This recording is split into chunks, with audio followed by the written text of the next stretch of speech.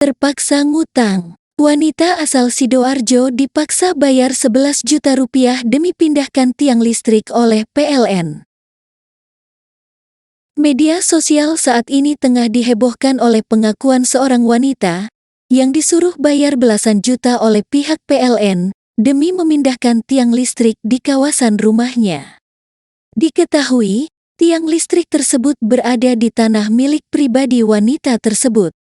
Sosok wanita tersebut lalu viral di media sosial ketika protes mengenai permintaan pindah tiang listrik, bukannya dibantu pihak PLN justru meminta bayaran sampai 11 juta rupiah.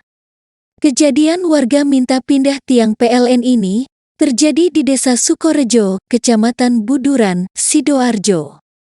Rupanya, kasus ini sempat telah diviralkan sejak lama oleh kuasa hukum warga yang bernama Soleh mengenai keinginannya guna memindahkan listrik di pekarangan kliennya. Pasca kontennya viral, wanita tersebut mengaku didatangi pihak PLN. Alih-alih menyelesaikan masalah, petugas PLN itu malah meminta bayar 16 juta rupiah. Warga setempat dan petugas PLN ternyata sempat bernegosiasi dan diturunkan 5 juta rupiah. Terkini, warganya mendapat surat pemindahan tiang listrik, namun dikenakan biaya 11 juta rupiah. Bayangan saya PLN itu datang untuk menyelesaikan masalah. Ternyata masih nego, yang awalnya minta 16 juta rupiah mundur jadi 6 juta rupiah, diajak ketemu malah diturunkan 5 juta rupiah. Sekarang kami dapat surat naik menjadi 11.044.522 rupiah, ucap Soleh. Dilansir dari TikTok Soleh viral. Pemilik akun memperlihatkan surat dari PLN pada tanggal 7 Desember tahun 2023 lalu. Dalam surat tersebut tertera terkait persetujuan bongkar pasang tiang dan jaringan SUTM.